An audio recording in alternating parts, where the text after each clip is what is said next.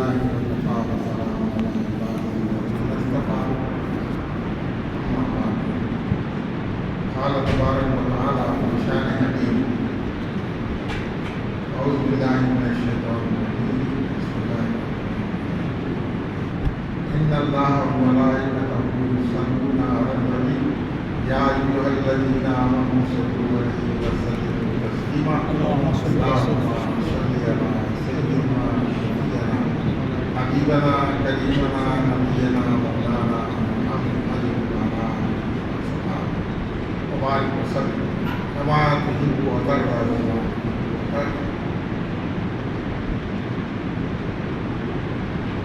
عزیزان من، دوستوں، بزرگوں،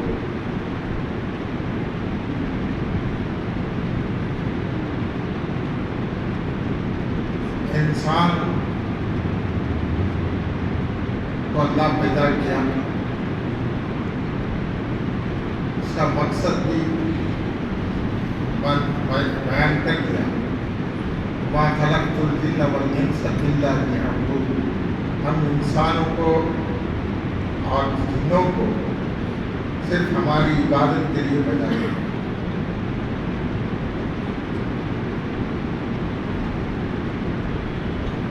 انسان کے معنی پہلے بھی بولا ہوں کہ دیکھنے کا ذریعہ جو ہے، یہ پتھری جو ہے، اس کو انسان کہتے ہیں. یہ دیکھنے کی طاقت ہے، ایسے ظاہر اور باطن دونوں میں. انسان ان آنکھوں کے ذریعے سے باہر بھی دیکھتا ہے، دل کے آنکھ سے باطن بھی دیکھتا ہے. دونوں کمالات اللہ تبارک و تعالیٰ انسان میں رکھا ہے، اسی لیے اس کو انسان کہا. اور پہلے انسان جو اللہ تبارک و تعالیٰ بنایا، پیدا فرمایا، وہ حضرت آدم علیہ السلام. ان کا نام کیا ہے؟ آدم علیہ السلام. آدم. بعض جاہل لوگ کہتے ہیں کہ آدم اس لیے نام پڑا، آدم بولا. یہ تو ہنسی مذاق ہے. اب اس کو معرفت بول کر لوگوں کو پورا کرتے ہیں. یہ تو جہالت ہے. آدم پرسنل ناؤن ہے، یعنی کہ ایک ناؤن ہے جس کو اللہ نے رکھا. اگر اس کو معنی میں لیا جائے، جو عدم میں نہیں تھا، عدم کے بعد آیا، تو وہ آدمی ہے. ایسا نہیں کہ آدم دم کو بولا. جاہل بلا جسے بولتے ہیں یہ معرفت، آدم کی معرفت کیا جانتا ہے، تو یہ غلط جہالت ہے. ان کو علم نہیں، اسی لیے بولتے ہیں. آدمی جو ہے، آدم علیہ السلام کی نسبت سے آدمی کہلاتا بھی ہے. اور آدم کے بعد اللہ تعالیٰ اس کو لایا آدم سے، یعنی نیستی سے ہستی میں کو لایا. پہلے نہیں تھا، پھر لایا اللہ زمین پر، تو اس لیے اس کو آدم کہتے ہیں. اصل حقیقت میں جو ہے، وہ اپنے قوتوں کے اعتبار سے وہ جو ہے انسان. وہ انسان کے معنی ہے دیکھنے کا ذریعہ. دیکھنے کے ذریعے کو انسان کہتے ہیں. اور انسانیت اس کو کہتے ہیں کہ ہر ایک کی دیکھ بھال صحیح معنی ہے، عدل کے ساتھ دیکھنے والا. ہر ایک عدل یعنی انصاف، جس کو جیسا دیکھنا ہے. جانور کو کیسا دیکھنا ہے، دوسرے انسانوں کو کیسے دیکھنا ہے، اور پورے کائنات کو کیسے دیکھنا ہے. یہ دیکھنے کی قوت انسان کے اندر ہے. اسی لیے وہ انسان کہلایا. انسان کی بہت بڑی فضیلت ہے. انسان جو ہے کمالات سے جڑا ہوا ہے. یہ اللہ کی دین ہے. کسی مخلوق کو ایسے کمالات نہیں ہیں. سب سے بڑی کمال کی چیز اس کے اندر یہ ہے عقل. کیا ہے؟ عقل. یہ عقل جانوروں میں بھی ہے لیکن ان کے اندر خالص حس ہے، حس بولتے ہیں. لیکن انسان کے اندر خالی حس کے ساتھ ساتھ ایک عقل ہے کہ اچھے برے کی تمیز کرنے کی چیز، وہ اصل میں عقل ہے. اس کے ساتھ ساتھ سب سے بڑی چیز اللہ جو دیا ہے وہ علم ہے، وہ علم ہے. اللہ تعالیٰ حضرت آدم علیہ السلام کو قیامت تک آنے والی چیزوں کے نام بتائے، پورے نام بتائے. اس کا مطلب ہے ہر چیز کو بتا کر کہا کہ یہ فلاں ہے، اس کا نام یہ ہے، اس کا نام یہ ہے، اس کا نام یہ ہے. کہ آدم علیہ السلام کو پیدا ہونے کے بعد سب کچھ ہونے والا ہے قیامت تک کے لیے، ان سب کے نام سنا دیا. کیا قرآن میں ذکر ہے؟ تو اتنی کمال کی چیز، یہ قوت اللہ تبارک و تعالیٰ انسان کے اندر رکھا ہے. لیکن انسان اسے بھلا دیا، اپنے عقل سلیم کو جو ہے اسے پست کر دیا، اپنے خواہشات کی زندگی کو گزارنے لگا،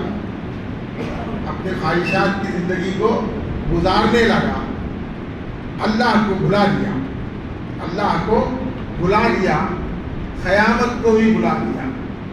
یہ دو اہم چیزیں ہیں، وہ ہے اللہ اور قیامت. اللہ کے بعد سب سے زیادہ ذکر قیامت کا کیا گیا قرآن میں. یہ دونوں اہم ہے ایمان کے اندر، کہ اللہ کی توحید اور قیامت پر ایمان لانا.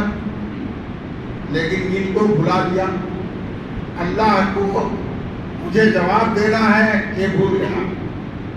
قیامت میں میرے اعمال کی پکڑ ہوگی، حساب کتاب ہوگا، اس کو بھلا دیا. تو اپنے منمانی زندگی گزارنے لگا عیش و آرام میں.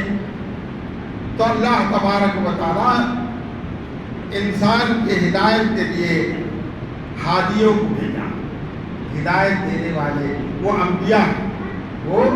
انبیاء ہیں.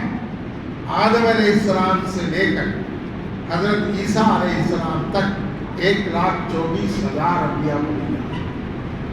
اس فہرست میں اخیر میں حضور اقدس صلی اللہ علیہ وسلم کو بھیجا. تو اب کوئی نبی آنے والا نہیں ہے. نبی آخر الزمان آ چکے، اور آپ جو قانون لائے، جو شریعت لائے، وہی قیامت تک کے لیے چلے گی. یہ اللہ کا قانون ہے. لیکن درمیان میں اللہ تبارک و تعالیٰ کئی لوگوں کو حکومت دیا، دولت دیا، سب کچھ دیا. تو یہ حاکم ہونے کے بعد دنیا میں اللہ کے قانون کی تبدیلی کرنا شروع کر دی. یعنی بادشاہ ہے، رولرز جو ہے اپنی منمانی حکومت چلانے ہیں. آج تو ہندوستان کی نہیں بلکہ پوری دنیا میں جو حکمراں ہیں وہ اپنی منمانی زندگی گزارنے لگے اور اپنے منمانی قانون کو لاگو کرنا شروع کر دیا. یہاں دیکھتے ہیں، اور ویسے خصوصاً سعودی عرب جو اسلام جہاں سے ابھرا، جہاں اللہ تبارک و تعالیٰ حضور صلی اللہ علیہ وسلم کو پیدا فرمایا، اس جگہ جہاں شریعت کا قانون تھا، آج شریعت کا قانون پامال کر دیا جا رہا ہے. منمانی قانون لایا جا رہا ہے. اسلام کے خلاف عقائد کو بھی ترویج دے رہے ہیں. یہ چل رہا ہے. یہ قیامت کا آثار. اکثر لوگ جو سعودی جا کر آتے بولتے کہ سعودی میں یہ چلتا ہے، وہ چلتا ہے، اب بھی یہاں چل رہا ہے. ارے وہ تو گمراہ ہو چکے، وہاں کے جو حکومت کرنے والے جو ہے گمراہ ہو چکے ہیں. شراب خانے اوپن کر دیے، زنا کے اڈے بنا دیے، نائٹ کلبس بنا دیے، بت خانے بھی بنا دیے، یہاں تک کہ نیوز میں آتا ہے کہ دجال کے لیے بھی عبادت خانہ بنائے۔ ایسی حالت ہے تو لوگ جو وہاں جا کر آ کر بولتے ہیں کہ یہاں یہ چلتا ہے۔ ہم کو یہ کرنے سے کوئی سروکار نہیں ہے، بلکہ اللہ اور اللہ کے رسول صلی اللہ علیہ وسلم کے احکام پر چلنا ہے۔ ہماری منمانی جو ہے جو چیز پر چلنے کا حکم نہیں ہے، صرف اللہ اور اللہ کے رسول صلی اللہ علیہ وسلم نے جو قانون لایا اسی قانون کے مطابق چلنا ہے۔ آج مسلمانوں میں، خاص کر کے ہندوستان کے مسلمانوں میں بہت سے فرقے ہو گئے، بہت سے فرقے ہو گئے، کئی گروپ، کئی جماعتیں ہو گئے، ایک نہیں کئی ہو گئے، سینکڑوں ہو جانے، ایک دوسرے کو جو ہے برا بلا کہنے والا شروع کر دیا، برا بلا بولتے ہیں۔ کتنے بھی بنو بھائی، ایک بات یاد رکھو، ہر آدمی بھی ایک جماعت میں یا ایک فرقے میں جاتا ہے تو سمجھتا ہے کہ حق پرست ہے، اپنے آپ کو حق پرست سمجھتا ہے، تو سمجھو اس میں کوئی حرج نہیں، اپنے مذہب کو سمجھو لیکن دوسروں کو برا بلا مت کرو، دوسروں پر اپنے عقائد کو مت ٹھوکو۔ یہاں اختلاف شروع ہوتا ہے، یہاں اختلاف شروع ہوتا ہے جب اپنے خیال کو دوسروں پر تھوپنے کی کوشش کریں گے، تو جب اختلاف شروع یہاں شیطان داخل ہوتا ہے، یہاں شیطان داخل ہوتا ہے۔ ہر ایک عقل مند کے لیے ضروری ہے، علم والے کے لیے ضروری ہے کہ وہ اپنے علم کی روشنی میں سب کو سمجھنے کی کوشش کریں، سب کو سمجھنے کی کوشش کریں اور ان سے اچھا برتاؤ کریں۔ حضور اکرم صلی اللہ علیہ وسلم کفار مکہ سے بات چیت کرتے تھے، دشمن تھے، حضور صلی اللہ علیہ وسلم توحید کے مخالف تھے، بت پرست تھے، لیکن کبھی بھی ان سے بات کرنے کے لیے منع نہیں کیا، ان سے بات کرتے تھے، ان کے سامنے توحید کی دعوت پیش کرتے تھے۔ لیکن آج کیا، ایک فرقہ دوسرے فرقے کو دیکھتا ہے تو حسد کرتا ہے، چھڑنے لگتا ہے، اس لیے کہ یہ اپنے عقائد کو اس پر ٹھوسنا چاہتا ہے۔ یہ غلط ہے۔ ہر ایک کے اندر کچھ نہ کچھ بھلائی ہوتی ہے، ہر ایک کے اندر کچھ نہ کچھ بھلائی ہوتی ہے، اس بھلائی کو سمجھو اور اس بھلائی کو ابھارنے کی کوشش کرو، اس بھلائی کو ابھارنے کی کوشش کرو۔ یہ کام انسان کا ہے، یہ کام مسلمان کا ہے، لیکن آج ایسا نہیں ہے، ایک دوسرے سے دشمنی۔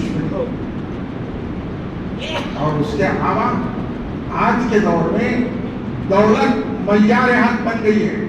کیا ہے؟ دولت، پیسہ معیار حق بنا ہے۔ معیار کا مطلب کیا ہے؟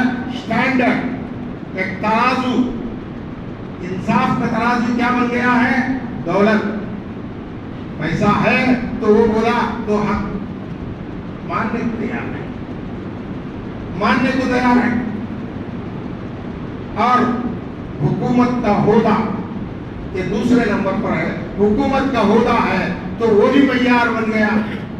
اگر وہ ناانصافی پر بھی تلے تو بھی جو ہے ماننے کو تیار ہے، اس کو ماننے کو تیار ہے۔ لیکن مسلمان کے لیے ضروری ہے نہ دولت مند نہ حکومت کا، انصاف کے راستے پر جو چلتا ہے اس کی تائید کرنا ہے، اس کی تائید کرنا ہے، اس کے ساتھ کھڑے ہونا ہے، جبھی چل کر اللہ کی مدد آئے۔ آج ہوتا ہے کیا؟ نہیں ہوتا۔ غریب لوگوں کو کوئی بھی جو ہے پوچھ کر نہیں دیکھتا، مالدار ہے تو اسے عزت سے بٹھاتے ہیں، مالک کھانے میں ساتھ بٹھاتے نہیں غریب کو۔ اسلام یہ نہیں سکھایا۔ اسلام میں سب برابر ہیں، چاہے وہ بادشاہ ہو یا غلام ہو، سب برابر ہیں۔ اس کی ڈیوٹی وہ کرے گا، اس کی ڈیوٹی یہ کرے گا۔ یہ دل کے اندر بسنا چاہیے۔ یہ دل کے اندر بسنا چاہیے لیکن بستا نہیں. میں دیکھ رہا ہوں سوسائٹی میں کیا حالت ہے. اگر غریب حق بھی بولے تو مالدار نہ حق بولے تو اس کی بات مانتے ہیں. یاد رکھو آج دنیاوی فائدے کے لیے تم تعین کر سکتے ہو لیکن قیامت کو پکڑے جاؤ. اس کا مطلب یہ ہے کہ تم خدا قیامت کو بھلا دیے. قیامت کو بھلا دیے. جب انسان دنیاوی آلائشوں کے سامنے جھک جاتا ہے, دولت کے سامنے جھک جاتا ہے, حکومت کے سامنے جھک جاتا ہے, تو روایتوں میں آیا ہے کہ یہ دنیا پرست جو لوگ ناحق فتوے پہ ہیں ان کے دل سخت ہو جاتے ہیں. ان کے دل سخت ہو جاتے ہیں. حضور اکرم صلی اللہ علیہ وسلم نے فرمایا غیبت کرنا اپنے بھائی کے مردار گوشت کو کھانے کی برابر ہے. تو گوشت جو کھاتا ہے مردار گوشت, اس کا دل جو ہے سخت بن جاتا ہے.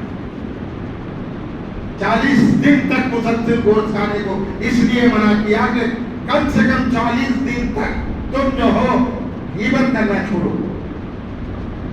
لیکن آج غیبت بہت ہے, پیچھے بہت غیبت کرتے ہیں. یہ غیبت کی وجہ سے مسلمان ذلت میں پڑے ہوئے ہیں. آج مسلمان یہ حالت میں ذلت میں اس لیے ہے کہ ایک مسلمان بھائی اس کا پیٹ پھیرتے ہی اس کی برائی کرتا تو ڈاؤن کر دیتا, اس کے دشمن کے سامنے اسے کمزور کر دیتا. لیکن یہ سبق نہیں دیا حضور صلی اللہ علیہ وسلم. صحابہ اکرام رضوان اللہ تعالیٰ علیہم اجمعین کی زندگیوں کو دیکھو, انبیاء کی زندگیوں کو دیکھو. نہ ان کے پاس اونچ نیچ ہے نہ دولت ہے. حضور اکرم صلی اللہ علیہ وسلم ایک مہم پر فوج کو بھیجنے والے آخر تو کمانڈر کس کو بنایا؟ اسامہ بن زید. کس کو بنایا؟ اسامہ بن زید کو بنایا جو غلام تھے. حضرت عمر, حضرت ابو بکر, حضرت عثمان, حضرت طلحہ, حضرت زبیر, حضرت علی سب تھے. حضرت عمر نے کہا حضور صلی اللہ علیہ وسلم سے درخواست کی کہ یہ غلام ہے, یہ قریش کے سردار اس کے پیچھے چلیں گے نہیں یا نہیں, یہ اندیشہ مجھے ہے. نہیں, وہی کمانڈر بنے گا, جائیں. اتنے میں حضور صلی اللہ علیہ وسلم بیمار پڑ گئے اور آخر وقت آ گیا, اس دنیا سے پردہ ہو گئے. تو حضرت ابوبکر رضی اللہ تعالیٰ عنہ کا دور آیا. حضرت ابوبکر رضی اللہ تعالیٰ عنہ اسامہ بن زید کو بلایا اور کمانڈر بنایا اور ان کو گھوڑے کے اوپر سوار کر کے لگام خود تھا, خود پکڑا لگام کو. یہ غلاموں کا کام ہے. لیکن خلیفہ وقت, خلیفہ مومنین جو ہے پکڑ کر کہتے ہیں یہ تو سردار, سب سے کہتے ہیں کہ تم ان کے پیچھے رہو, ان کے قانون کو مانو. وہ غلام ہے. پھر صحابہ نے کہا کہ یہ غلام ہے. سرداران قریش اعتراض کر سکتے ہیں. کہا جس چیز کو حضور اکرم صلی اللہ علیہ وسلم نے جو ہے عمل میں لایا تھا اس کو میں نہیں بدل سکتا. حضور صلی اللہ علیہ وسلم نے حضرت اسامہ بن زید کو کمانڈر بنایا تو میں کون ہوتا ہوں اس کو چینج کرنے کے لیے. تو اسامہ بن زید کو بنایا اور فتح ہو گئی, جنگ کامیاب ہو گئی. حضرت بلال غلام تھے. حضرت بلال کو اذان دینے کا جو شرف حاصل ہوا وہ حضور صلی اللہ علیہ وسلم سے. پہلے جب فتح ہوا مکہ تو کعبے کے اوپر جا کر چڑھ کر اذان ہوئی. کوئی بڑے امیر کو نہیں بلایا بلکہ حضرت بلال کو بلایا. کعبے کی دیواروں کے اوپر سے چڑھ کر جو ہے چھت کے اوپر جا کر اذان ہوئی. تو یہ مقام حضور صلی اللہ علیہ وسلم نے عام انسانوں کو بھی دیا ہے, عام انسانوں کو بھی دیا. کعبہ بعض لوگ جو ناسمجھ ہیں کہ اوپر کیسے چڑھتے, کعبے کے اوپر چڑھ کر اذان بولے. تو بظاہر کعبہ جو ہے اینٹ اور پتھر کا بنا ہوا بنی ہوئی عمارت ہے, وہ اہم حد الامکان ہے، لیکن کمپلیٹ وہ مقصد نہیں ہے ہمارا۔ ہم اس کی عبادت کرتے نہیں ہیں۔ کعبے کی عبادت کرتے ہیں کیا؟ نہیں، کعبے والے کی عبادت کرتے ہیں، کعبے کی عبادت نہیں ہے ہماری، وہ تو عام ہے۔ جیسے یہاں پتھر اور اینٹ کی دیوار ہے، ویسے 14 بار تاریخ میں بڑے بڑے طور پر جو ہے اس کو اٹھا کر بنایا گیا۔ وہ ہمارا خدا نہیں ہے، بلکہ اللہ کا حکم ہے کہ اس کا طواف کرو۔ امر خداوندی ہے کہ ہم طواف کر رہے ہیں۔ حضور اکرم صلی اللہ علیہ وسلم نے کہا کہ اس کا طواف کرنا ہے۔ یہاں انوار و تجلیات کا نزول ہوتا ہے، انوار و تجلیات کا نزول ہوتا ہے، خاص جو ہے نزول ہوتا ہے، اس لیے وہ انوار و تجلیات کا تصور کرتے ہوئے ہم طواف کرتے ہیں۔ مٹی اور چونے کی بنی جو چونے کی بنی ہوئی عمارت کے ہم جو ہے عبادت نہیں کر رہے، یہ یاد رکھو۔ ہر مسلمان یہ یاد رکھنا، اس لیے کہ آج کے دور میں بہت سے غیر مسلم اعتراض کرتے ہیں۔ وہاں پتھر ہے، یوٹیوب میں آتا ہے، پیپروں میں آتا ہے تنقید۔ ارے ہمارے لوگوں کو تنقید کا جواب دینا ہے، ہر مسلمان کو دینا ہے۔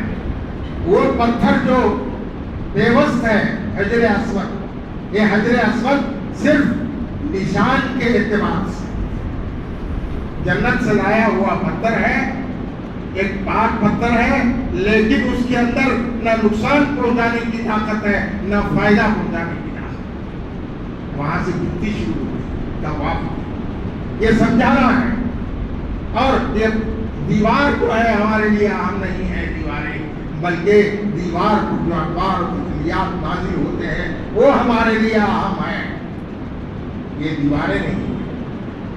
اس کا تصور کرتے ہوئے جو ہے طواف کرنا ضروری ہے۔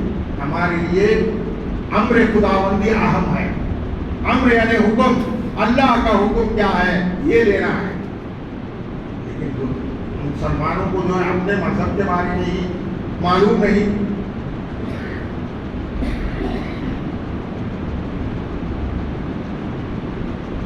آج کل میں تو یہ تنقید ہوتی رہتی ہے کہ مسلمان جو ہے 4 شادیاں کرتے ہیں، اولاد کو بڑھاتے ہیں، غیر مسلم ہمارے دشمن جو ہے پروپیگنڈا کرتے ہیں۔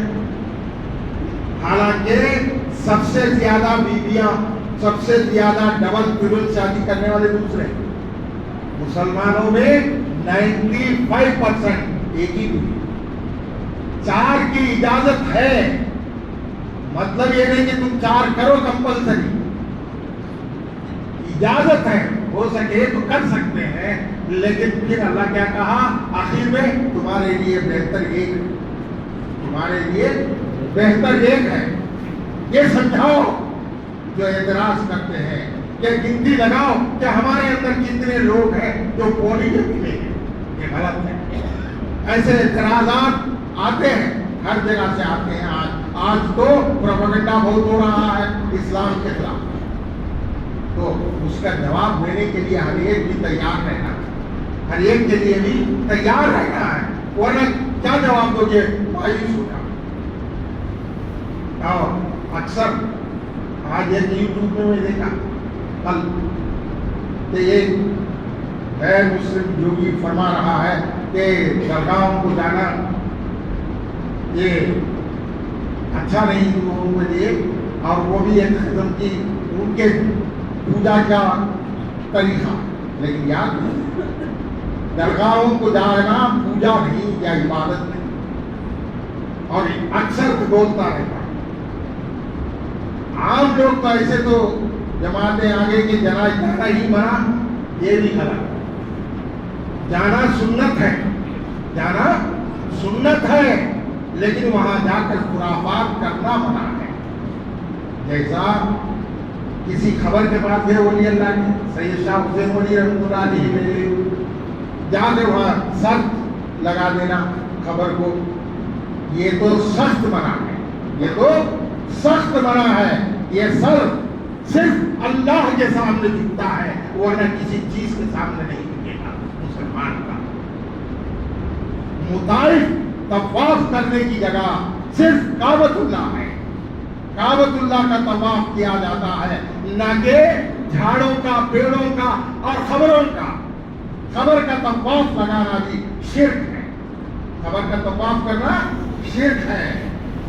لیکن اللہ والوں کے مزاروں کے پاس جاؤ، اس لیے کہ رسول صلی اللہ علیہ وسلم نے سنت نبی میں اور حضرت حفصہ کے مزار کے پاس جانا ایصال ثواب کو ایصال ثواب پہنچایا ہے، سنت ہے۔ صریحتاً اب بات زیادتی کرتے ہیں، صریحتاً منع ہی کر دیتے ہیں، غلط ہے، منع بھی نہیں کرنا ہے، لیکن وہاں جو خرافات ہوتے ہیں ان کو دور کرنا ہے، وہاں جو غلط شرک کے کام ہوتے ہیں ان کو دور کرنا ہے، نہ کہ وہاں جانے سے منع کریں۔ جانا ہے اللہ والوں کے مزاروں کے پاس جانا، اس لیے کہ وہاں جانے سے ان کے اوپر کا اثر ہمارے اوپر پڑتا ہے۔ حضور اکرم صلی اللہ علیہ وسلم نے فرمایا کہ قبرستان میں جاؤ، قبرستان میں جا کر مردوں کو سلام کرو اور ان کے لیے دعا کرو، ایصال ثواب پہنچاؤ، اس لیے کہ وہ منتظر رہتے ہیں ہمارے تحفے کا۔ تحفہ کیا ہے؟ ایصال ثواب، یعنی کچھ پڑھ کر قرآن درود بخش، اس کے انتظار میں، اس کے انتظار میں رہتے ہیں تو کرنا ہے۔ لیکن اس کو بھی منع کر دیے تو یہ زیادتی ہے، یہ زیادتی ہے۔ اب کئی لوگ جو ہے اس کی نسبت سے یہ شرک، یہ بدعت، ہر چیز کو بول دیتے ہیں، ہر چیز کو بدعت، ہر چیز کو شرک، یہ غلط ہے۔ سمجھو کہ کون سی شرک ہے، کون سی بات بدعت ہے، سمجھ کر بات کرنا ہے۔ شفاعت کے منکر بن گئے، شفاعت کے وسیلے کے منکر بن گئے۔ اب آتے ہیں وسیلہ نہیں، وسیلے کا انکار، کیا اچھی بات ہے وسیلے کا انکار۔ کل تو قیامت کے دن وسیلہ حضور صلی اللہ علیہ وسلم ہے، ان کے بغیر انبیاء بھی نہیں آتے ہیں۔ تو تم اسلام کے بنیادی اصول کو ڈھانا چاہتے ہیں۔ وسیلہ ہے انبیاء علیہ السلام ایک دوسرے سے بات، لمبی داستان ہے، وقت نہیں ہے کہ آخر میں حضور صلی اللہ علیہ وسلم کا وسیلہ لیتے ہیں، کہتے ہیں کہ آپ اللہ کے جلال کو کم کرائیے۔ یہ ہے، اس کا بھی انکار، وسیلہ نہیں، ایصال ثواب۔ اب جو ہم یہاں خیر خیرات کرتے ہیں وہ قیامت میں کام آتا بول کے دیتے ہی کہ نہیں؟ کام نہیں آتا، کوئی چندہ دیتے مدرسوں میں آتے نا، مدرسے کے لیے وصول کرنے، کیا بولتے ہیں؟ اس کا نہیں، اس کی نیکی اتنی ہے، اتنی ہے، قیامت میں کام آ جائے گا، مسجد کو چندہ دو، مدرسے کو چندہ دو، پوچھتے کہ نہیں؟ وہی مولوی، بیڑھن کا مولوی باہر جا کر بولتا ہے کہ تمہارا عمل دنیا میں ایک دوسرے کے نام پر کرے تو وہ ایصال ثواب نہیں پہنچتا، یہی مولوی بولتا ہو جاتا۔ ایسے مولویوں کو جوتے لے کر مار کر باہر نہ کرنا، جو خود بولتا ہے اس کے خلاف کام کرتا ہے، خود بولتا ہے اس کے چندے کے لیے یہاں سب کچھ بولتا ہے، باہر جا کر کیا بولتا ہے؟ میں نے کچھ بھی نہیں، تمہارا عمل تمہارا ساتھ، تمہیں جو پڑھ کو تمہارے ماں باپ کو بخش نہیں، وہ جاتا نہیں، تم خود کر دو۔ اب کہیں کو چندہ دینا ہے، ہم جس نیت سے دے رہے ہیں چندہ مسجد کا یا مدرسے کا، کس لیے دے رہے ہیں؟ ہمارے بزرگوں کو ثواب پہنچے گا، بول کے دیتے ہیں نا، تم بھی بولتے ہو، لیکن پھر الٹا عمل کرتے ہیں، پہنچتا نہیں، پہنچتا۔ یہ جو ہے دنیا دار مولویاں، یہ دنیا دار مولویاں ہیں، ہاں حق پرست مولوی کے ساتھ دینا ہے۔ یہ سب یہاں اعلان کرتا ہے جو بھی ہے دیو، صدقہ دیو، فطرہ دیو، اور کیا زکات دیو، یہ دیو، یہ دیو، ستیاناز دیو، گوبر سب دیو، اعلان کرتے ہیں۔ کیا تو یہ جانتا ہے سادات کے لیے صدقہ حرام ہے، زکات حرام ہے، صدقہ حرام ہے، تو نہیں دے سکتا، سب لے جاتا ہے، مدرسے میں جاتا ہے، وہاں کوئی سید زیادہ ہے تو کھلا رہا ہے، تو بھی گنہگار ہے، بول کر دے رہا ہے۔ اگر کسی کو دیکھتے ہیں کیا تو سید زیادہ ہے تو اس کو صدقہ نہیں دے سکتے، دینے والا بھی گنہگار ہو جائے گا، اس کو فدیہ بھی جو ہے صرف تحفہ دینا ہے، لیکن دیو سب وہ گوبر سب لے جاتے ہیں، ڈالتے ہیں، ہمارا پیٹ بھر لیتے ہیں۔ جتنے مولویاں آج کل آتے ہیں سب جھوٹے فتوے دیتے ہیں، اکثر اچھے ہیں تھوڑے، لیکن آج ایک فتوا تو کل ایک فتوا، ایک 5,000 دیے تو 10,000 دینے والے کی طرف فتوا۔ میں کسی سے ڈرنے والا نہیں، ایسا نہیں سکتا۔ ہمارے گاؤں کے ارد گرد مدارس ہیں، ہمارے گاؤں کے ارد گرد مدارس ہیں، بازو میں بڑا مدرسہ ہے، ان کے جو ہے پڑھانے والے ذمہ دار حضرات جو ہے ان کو کھانا تک نہیں تھا سیدھا، جھونپڑے میں زندگی گزارتے تھے۔ آج جو ہے مدرسے کے نام سے چندہ لا کر ایک ایک آدمی کو 2-2 3-3 کروڑ کے 2 بنگلے ہیں۔ کیا تیرا باپ پیدا کیا یا تو کچھ بیپار کر کے پیدا کیا؟ کہاں سے آئے؟ یہ سب امت سے لوٹ کر بناتے ہیں۔ بنا نہیں ہے، لیکن تم بیپار کرو، تجارت کرو، کماؤ اور بنو، لیکن کچھ بھی نہیں ہے۔ ایک مسجد کے لیے چندہ کرتے ہیں تو مسجد کا اسٹیمیشن 20-25 لاکھ بول لیتے ہیں، تو فاؤنڈیشن لیول کو 20-25 لاکھ آ جاتے ہیں۔ پھر شروع کرتے ہیں دیوارہ بننا، پھر ایک 20-25 لاکھ لائے، پھر چھت ڈالنا، پھر 20-25 لاکھ لاؤ۔ ارے ایک مسجد 25 لاکھ خرچ ہونے کی 4 بار 25 لاکھ وصول کرے، آ گیا ہے پیسہ۔ اس لیے ہر مسلمان کے لیے ضروری ہے ہر مدرسے کا جو ہے جائزہ لے، ہر ایک مسلمان کو حق ہے۔ کوئی منع کرے کسی مدرسے کا جائزہ لینے کے لیے تو اس کی بات سب جا کر پڑھو، حساب دکھاؤ، کیا خدمت انجام دے رہے ہو، بولو، بتاؤ۔ کروڑوں کا چندہ لے رہے ہیں، کروڑوں کا امت کا پیسہ جا رہا ہے، بچے 10 نہیں ہیں، مدرسے میں کتنے ہیں؟ 20 مدرس ہیں اور 10 بچے ہیں۔ ایک مدرسے 10 بچے ہیں، پڑھانے والے کتنے ہیں؟ 20 ہیں،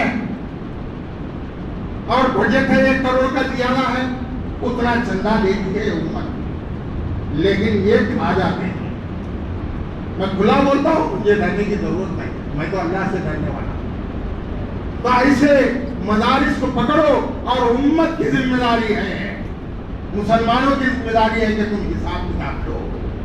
تمہارا بھی چندہ لگا ہے، یہ چندہ سیدھا جاتا ہے یا نہیں، امت کے لیے کام آتا ہے یا نہیں، لے لو اور ان کو سدھارنے کی کوشش کرو، ہر ایک بھی سدھارنے کی کوشش کرو۔ لیکن ہم کو نہیں بولے بھائی انہوں جاتا جہاں میں ہو مولانا ایسا کرنے سو بھی ویسے چھوٹ ویسے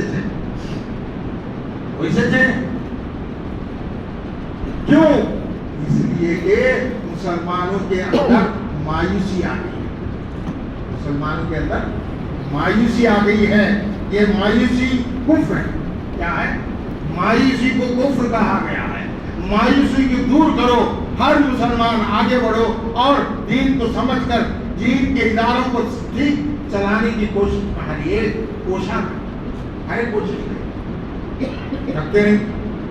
جہاں مدرسے کا چندہ آیا، دکان کے پاس سنارا کی دکان پڑتا ہے، بہت ہر ایک آدمی جو ہے بزرگ جو سنارا کی دکان کے اوپر پڑتا ہے، مدرسے والے سب جا کر کہاں کا پیڑا لگا 100 نہیں تو 200 دینا ہوئی گئی، لیکن تمہارے اوپر ذمہ داری ہے، ٹھیک ہے یا سمجھ رہا ہے کہ ٹھیک چلتا ہے یا نہیں۔ اکثر جو ہے دکان بازار مشہور ہے نہیں، اب چھتے دیتے لیکن چندہ لے کر پھٹک کے اثر کا نہیں، لیکن تم تو ناحا لوگوں کو بھی چندہ دیتے جو ہے غلط کاموں میں استعمال کرنے والوں کو بھی دیتے ہو۔ تو سنار بازار کے لوگوں کو تو میں درخواست کرتا ہوں، ہر ایک کو پکڑو، پہلے جو بھی مدرسہ چندے کو آتا ہے تیرا پیسہ چلتا ہے کچھ دیکھو، پوچھتے نہیں، دے دیتے ہیں، بزی میں رہتے ہیں بیپار میں، تو وہ ناجائز کام میں استعمال ہوتا ہے یا نہیں دیکھو۔ بہرحال یہ عام حالت ہے۔ بہرحال حضور اقدس صلی اللہ علیہ وسلم نے امت کے لیے ایک ٹھیک راستہ بنایا، امت کے غریبوں کو کام آنے کے لیے بیت المال کو بنایا، غریبوں کو اس سے دیا، قریش کے غریبوں کو، مہاجرین کو، سب کو بانٹا ہے۔ لیکن ایسا نہیں کیا. لیکن بہرحال میرا بولنا یہ ہے، آج ادارے جو چلتے ہیں 99% خود غرض لوگوں کے ہاتھ میں، 99%، 1% حق پرست ہے. ایسا نہیں کہتا کہ نہیں ہے. 99% جتنے بھی ادارے چلاتے ہیں، ادارے خاص کر کے دیکھو کہ اس کی زندگی کیسی تھی پہلے، اب کیسی ہے. اس کی زندگی پہلے کیسی تھی، آج کروڑوں کے محلات بنا رہا ہے. کہاں سے آیا پیسہ؟ غریب تو غریب مر جاتا ہے. تو اس کی کوشش کرنا، اس کو روکنا ہے. اگر نہ روکیں گے تو ہر مسلمان ذمہ دار ہے، ہر مسلمان. بہرحال میں ایک مضمون بولنے کے لیے آیا، لیکن راستہ بھٹک گیا ہوں. غصہ آ گیا کچھ چہروں کو دیکھ کر کہ یہ چہرے جو امت کا پیسہ کھاتے ہیں ویسے چہرے نظر آئیں گے، تو اس لیے ذرا بھڑک گیا کہ امت کے اداروں کے نام سے چندہ لے کر خود کھا لیتے ہیں، کروڑوں روپے کماتے ہیں. بہرحال ایک بار انشاءاللہ کبھی میں تفصیل سے بیان کروں گا کہ مسلمانوں کے لیے اسوہ حسنہ کیا آج میں بیان کرنا چاہتا تھا. اسوہ حسنہ، ماڈل کیریکٹر، کیا بولتے ہیں اس کو؟ ماڈل کیریکٹر کیا ہے؟ یہ حضور اکرم صلی اللہ علیہ وسلم کا کیریکٹر ہے، ماڈل کیریکٹر. وہ ماڈل کیریکٹر کے بارے میں انشاءاللہ اگر اللہ توفیق دے کر جمعہ آؤں گا، میں بتاؤں گا کہ مسلمان کیسے ہونا ہے، حضور صلی اللہ علیہ وسلم کے اخلاق کیا ہے، ماڈل کیا ہے، ویسے رہنا. تو اللہ ہم کو توفیق دے کہ آئندہ جمعہ میں اسوہ حسنہ کیسا ہوتا ہے اس کا ذکر حضور اللہ تعالیٰ قرآن میں کیا ہے، تو وہ اس کے بارے میں انشاءاللہ روشنی ڈالنے کی کوشش کروں گا. اللہ توفیق عطا فرمائے.